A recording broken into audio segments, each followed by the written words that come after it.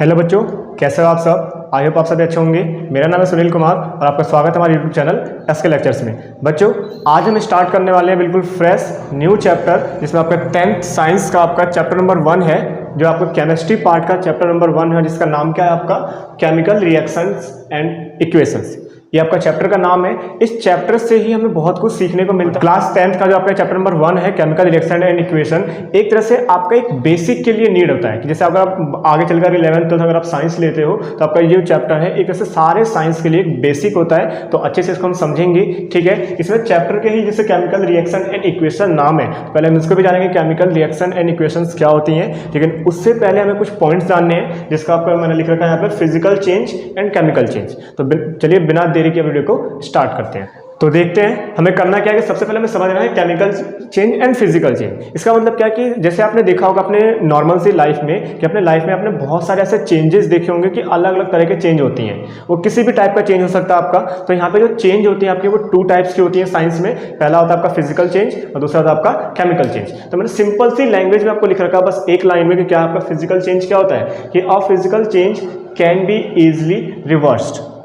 Simple सी कि आपका एक फिजिकल चेंज ऐसा चेंज होता है जिसको आप इजीली आसानी से रिवर्स कर सकते हो। कहने का मतलब है कि जो मतलब प्रोडक्ट आपके पास पहले था, अगर वो चेंज होने के बाद भी वही प्रोडक्ट रहता है, उसका नेचर क्या रहता है, वही रहता है कि जो आपने पहले बनाया, बनाने के बाद उसे दोबारा से उसी फॉर्म में ला सकते हो। सिंपली वो क्या कहलाता है आपका फिजिकल चेंज। जैसे एग्जांपल लेते हैं आपका फ्रीजिंग ऑफ वाटर या मेल्टिंग ऑफ वाटर, पानी को जमाना, पानी को बर्फ को पिघलाना, ठीक है। तो अगर आपने पानी को जमाया, बर्फ को आपने चेंज कर दिया, ताकि आप दोबारा बर्फ से पानी नहीं बना सकते, बन सकता है। तो मतलब क्या हुआ कि चेंज तो हुआ लेकिन उसका जो मेन प्रोडक्ट है वो वही रहता है। एग्जांपल लेते हैं आपका वुड, लकड़ी। आप लकड़ी से गेट बना सकते हो, लकड़ी से आप कुर्सी बना सकते हो, लेकिन वो है तो लकड़ी ही, यानी उसके जो नेचर है, उसकी जो प्रॉपर्टी है वो चेंज नहीं हुआ है, सिर्फ उसने अपने शेप और साइज को ही चेंज किया है।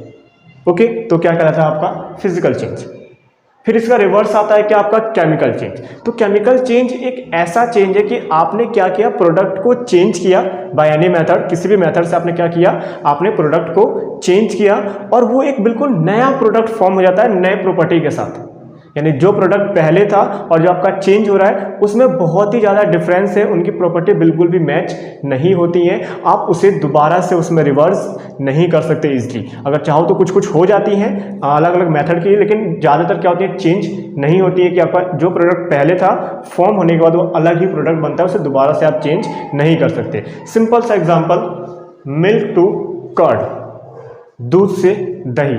आपको नॉर्मल पता होगा कि आपके पास दूध है, उसकी प्रॉपर्टी अलग होती है, आपके पास एक दही है, उसकी प्रॉपर्टी अलग होती है। आपको पता है कि दूध से ही दही बनता है, लेकिन आप क्या दही को दोबारा दूध में चेंज कर सकते हो? नहीं कर सकते। तो क्या हो गया, आपका एक केमिकल चेंज हो गया, ठीक है। दूसरा, रस्टिंग ऑफ आयरन। आयरन यानी लोहे पे जंग लगना। आपने लोहे पे जंग लगते हुए देखा होगा कि अगर लोहा जंग लग के खराब हो गया तो क्या आप उस आयरन के रस्टिंग को, उस जंग को दोबारा लोहे में चेंज कर सकते हो? नहीं कर सकते। यानी आपका केमिकल चेंज ऐसा चेंज होता है जिसमें चेंज होने के बाद से दोबारा से रिवर्स नहीं कर सकते हो, उसकी प्रॉपर्टी बिल्कुल डिफरेंट हो जाती है आपके पहले वाले प्रोडक्ट से। सिंपली छोटा सा टॉपिक है physical and chemical change. Physical change can be easily reverse और chemical change can not be easily reverse. Simple, यानी आपकी अगर प्रॉपर्टी सेम रहती है चेंज के बाद भी तो फिजिकल, अगर नहीं रहती तो आपका केमिकल, ठीक है। अब हम बात करेंगे आपके चैप्टर के नाम का कि केमिकल रिएक्शन क्या होता है। बच्चों, पहला हमारा क्या है कि केमिकल रिएक्शंस। टॉपिक का नाम है केमिकल रिएक्शन। तो पहले हम डेफिनेशंस को पढ़ेंगे, फिर हम समझेंगे इसका मतलब क्या है। बाय बुक डेफिनेशंस क्या लिखा हुआ है कि a chemical reaction is a change. एक केमिकल रिएक्शन आपका एक ऐसा चेंज है इन विच वन और मोर सब्सटेंसेस या reactant react to form a new substances with completely different properties। यानी एक ऐसा चेंज जिसमें आपके प्रोडक्ट, जो आपके जो सब्सटेंस है वो क्या हो, या तो एक हो या एक से ज़्यादा हो, वन और मोर, और आपस में क्या कर रहे हैं, रिएक्ट कर रहे हैं। रिएक्ट आप वो किसी भी मेथड से कर सकते हैं, by heating, by changing in temperature, by lighting, by electricity या बाय लाइट, ठीक है। ये आपका हो सकता है कि किसी भी तरीके से आप क्या कर रहे हो, उसमें चेंज कर रहे हो कि आपके पास एक या एक से ज़्यादा क्या है सब्सटेंस है, उनको आपस में रिएक्ट किया, आपस में मिलाया बाय एनी मेथड, और क्या हो रहा है, एक नया सब्जेक्ट क्या हो रहा है, नया सब्सटेंस क्या हो रहा है, आपका फॉर्म हो रहा है, form new substance with completely different properties. यानी जो आपका फॉर्म हुआ सब्सटेंस आपका जो चेंज होने के बाद उसकी प्रॉपर्टी पहले वाले प्रॉपर्टी से क्या है, बिल्कुल ही डिफरेंट है, यानी उसमें कोई भी आपका कॉमन पॉइंट नहीं है, बिल्कुल ही पहले वाले से क्या बिल्कुल डिफरेंट है। तो सिंपली जब भी आपका कोई एक या एक से ज़्यादा सब्सटेंस आपस में रिएक्ट करे और कंप्लीटली नए प्रॉपर्टीज के साथ नए सब्सटेंस को अगर फॉर्म करती हैं तो होता है आपका केमिकल रिएक्शन। जैसे आपका एग्जाम्पल लिखा हुआ है क्या कि Na plus H2O equal to क्या बनना है आपका NaOH प्लस H2। तो अगर हम बात करें इसमें Na, तो Na क्या होता है आपका सोडियम, H2O क्या होता है आपका हाइड्रोजन ऑक्साइड, जिसे आप वाटर भी बोलते हो, ठीक है। ये हो गया आपका NaOH, तो क्या होता है आपका, ये होता है आपका सोडियम हाइड्रोक्साइड, और ये हो गया आपका हाइड्रोजन गैस। तो इसमें हुआ क्या कि हमारे पास Na था एक सोडियम और हमारे पास वाटर, दोनों ही अलग अलग प्रॉपर्टी है, ये हमने ये सब्सटेंस लिया और फॉर्म किया हुआ एक सोडियम हाइड्रोक्साइड और H2 गैस। तो आप क्या बता सकते हो कि ये सभी कॉमन है? नहीं है ना, यानी जो सब्सटेंस आपका पहले था, जो आपका फॉर्म हुआ आफ्टर रिएक्शन, उसकी प्रॉपर्टी बिल्कुल ही क्या है, डिफरेंट है। अब आप इसको दोबारा से इसमें चेंज नहीं कर सकते, तो केमिकल चेंज हो गया आपका। तो इसमें क्या हो रहा है, केमिकल रिएक्शन क्या हो रहा है कि दो या दो से ज़्यादा या एक आपके सब्सटेंस हो आपस में रिएक्ट करके नए सब्सटेंस को फॉर्म करे, तो वही कहलाता है आपका केमिकल रिएक्शन। और एक टॉपिक ये है आपका कि जितने भी आपके सब्सटेंस इस रिएक्शन में पार्टिसिपेट करते हैं उनको बोलते हैं रिएक्टेंट्स। क्या बोलेंगे उनको, रिएक्टेंट्स। जितने भी होंगे सभी रिएक्टेंट्स होंगे जो आपके लेफ्ट साइड में होंगे, और जितने भी आपके सब्सटेंस फॉर्म होते हैं उनको बोलते हैं प्रोडक्ट्स। क्या बोलते हैं, प्रोडक्ट्स, ठीक है। यानी ये आपके रिएक्टेंट्स हो गए, ये आपके क्या हो गए, प्रोडक्ट्स हो गए। ओके, अब हम बात करते हैं, आपका एक टॉपिक है identification of chemical reactions. Identification of chemical reactions का मतलब ये है कि आपके पास कुछ पॉइंट्स हैं, कुछ आइडेंटिफिकेशन से जो आपको आइडेंटिफाई करेंगे कि हाँ वो कंप्लीटली केमिकल रिएक्शन ही है। मैंने यहाँ पे आपके 5 पॉइंट्स लिखे हैं, अगर 5 में से कोई एक भी अगर आपका फॉलो होता है, कोई एक भी शो होता है, तो इसका मतलब क्या होगा, वो केमिकल रिएक्शन को रिप्रेजेंट करता है। जैसे पहला बात करें हमारा चेंज इन स्टेट।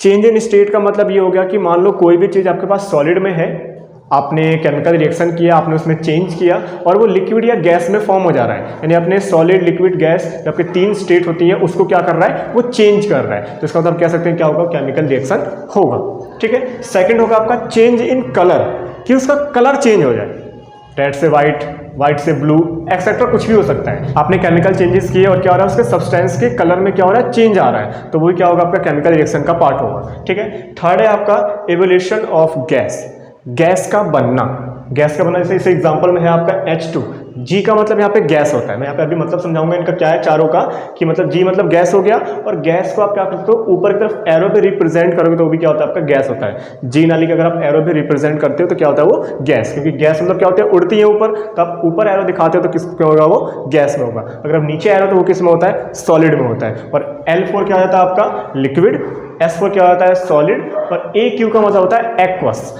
एक्वस का मतलब होता है कि जिसमें आपका कुछ ना कुछ नंबर्स में आपको उसमें वाटर प्रेजेंट हो, तो उसे क्या बोलते हैं, एक्वस, ठीक है। यहाँ तक तो हम यहाँ पे बात करते हैं अपने एवोल्यूशन ऑफ गैस, यानी गैस का फॉर्म होना, वो भी क्या कहलाएगा आपका chemical reaction. Change in temperature, कि आपने क्या किया, केमिकल चेंजेस आपने किए कि और सब्सटेंस के टेम्परेचर में क्या हो जा रहा है, चेंज हो जा रहा है। वो टेम्परेचर चाहे डाउन में चला जाए, चाहे वो टेम्परेचर आपका इंक्रीज हो जाए, टेम्परेचर में चेंज तो हुआ, तो अगर ये भी आपका अगर शो होता तो क्या होगा, आपका केमिकल रिएक्शन होगा। फिर फिफ्थ आता है आपका last, formation of a precipitate. Formation of a precipitate का मतलब ये हो गया कि आप केमिकल चेंजेस कर रहे हो, केमिकल रिएक्शन कर रहे हो, कोई एक ऐसा सब्सटेंस फॉर्म हो जा रहा है जो आपके नीड की नहीं है, फालतू की चीज़, या फिर कुछ पाउडर टाइप में आपका कोई ऐसा चीज़ फॉर्म हो जाए, प्रेसिपिटेट जिसे बोलते हैं, तो वो क्या होगा, आपका केमिकल रिएक्शन का ही पार्ट होगा, ठीक है। अब बात करते हैं आपका केमिकल रिएक्शन एंड इक्वेशन। तब हम इक्वेशन बात करेंगे, केमिकल इक्वेशन क्या होती है। देखते हैं हमारा नेक्स्ट टॉपिक है केमिकल इक्वेशंस। केमिकल इक्वेशंस, जैसे हमने केमिकल रिएक्शंस को पढ़ा था, अब केमिकल इक्वेशंस के बारे में जानेंगे। आपने इक्वेशन वर्ड सुना होगा मैथ में भी, तो इक्वेशन का मतलब ये हो गया आपका कि एक chemical equation is the symbolic representation of a chemical reaction. Simple सा केमिकल रिएक्शन क्या है कि एक ऐसा फॉर्म है जिसमें आपके केमिकल रिएक्शंस के जितने भी रिएक्टेंट्स और प्रोडक्ट यूज़ किए गए हैं उसको एक सिंबलिक रिप्रेजेंटेशन यानी फॉर्मूले के साथ या उसके मतलब जो भी आपकी आइडेंटिफिकेशंस होती हैं, जो भी आपके रिएक्टेंट्स हैं उसके सिंबल्स और फॉर्मूले के फॉर्म में क्या करना, उसको रिप्रेजेंट करना, उसको दिखाना। जैसे हमने सॉल्व किया था, जैसे सोडियम था आपका और आपका वाटर था, तो सोडियम हाइड्रोक्साइड बना, फिर गैस बना हाइड्रोजन गैस। तो अगर उसका नाम है तो उसका फॉर्मूले के फॉर्म में रिप्रेजेंट करना, वही क्या कहलाएगा आपका केमिकल इक्वेशन। यानी जो आपने नाम बोला उसको एक फॉर्मूले के फॉर्म में रिप्रेजेंट कर देना कि हम समझ सके कि हाँ किस किस प्रोडक्ट को, किस किस रिएक्टेंट को हमने क्या किया है, यूज़ किया है। ठीक है, जैसे एग्जांपल के तौर पे यहाँ पे दिया हुआ है मीथेन, ऑक्सीजन, क्या फॉर्म हुआ आपका, कार्बन डाइऑक्साइड और वाटर। तो मीथेन का फॉर्मूला क्या होता है CH4, ऑक्सीजन का क्या होता है O2, ठीक है, कार्बन डाइऑक्साइड का क्या होता है CO2 और वाटर का क्या होता है H2O। तो ये आपका रिप्रेजेंटेशन हो गया, जो भी आपका रिएक्शन हो रहा है उसको एक फॉर्मूले और सिंबलिक के फॉर्म में क्या कर दिया हमने, रिप्रेजेंट कर दिया। तो ये क्या कहलाएगा आपका केमिकल इक्वेशन। और केमिकल इक्वेशन को लिखने का तरीका क्या होता है, इसका लिखने का तरीका ये होता है कि जितने भी आपके रिएक्टेंट्स होंगे, जितने भी आपके रिएक्टेंट्स होंगे वो सारे के सारे क्या होंगे, लेफ्ट हैंड की तरफ लिखे जाएंगे विद प्लस साइन। कि अगर 2 या 2 से ज़्यादा हैं तो प्लस साइन के साथ क्या करते हैं, उनको हम लेफ्ट हैंड की तरफ लिखते हैं, लेफ्ट हैंड की तरफ। ठीक है, और जितने के जितने आपके प्रोडक्ट्स होंगे, जितने भी आपके प्रोडक्ट्स होंगे वो कहाँ लिखे जाएंगे, आपके राइट हैंड की तरफ विद प्लस साइन। कि अगर एक है तो सिंपली लिख दो, लेकिन 2 या 2 से ज़्यादा है तो क्या करोगे, उनको बीच में प्लस के साइन से क्या कर देते हैं, ऐड कर देते हैं। और रिएक्शन जिस साइड आपका रिएक्शन हो रहा है, कि क्या कर रहे हैं, इससे इसमें रिएक्शन कर रहे हैं ना, तो इन दोनों के बीच में हम क्या करते हैं, एरो के साइन से क्या कर देते हैं, इसको कनेक्ट कर देते हैं। सिंपली लिखने का तरीका होता है। ओके बच्चों, आज के लिए बस इतना ही। बाकी हम बात करेंगे इस चैप्टर के नेक्स्ट टॉपिक नेक्स्ट लेक्चर में। तो बच्चों अगर आपको वीडियो पसंद है वीडियो को लाइक कीजिए, और अगर आप चैनल पर नए हैं तो चैनल को सब्सक्राइब जरूर कीजिएगा, बेल आइकन भी प्रेस कर लीजिए, वीडियो अपलोड होते ही तुरंत आपको मिल सके। ओके बच्चों, थैंक यू।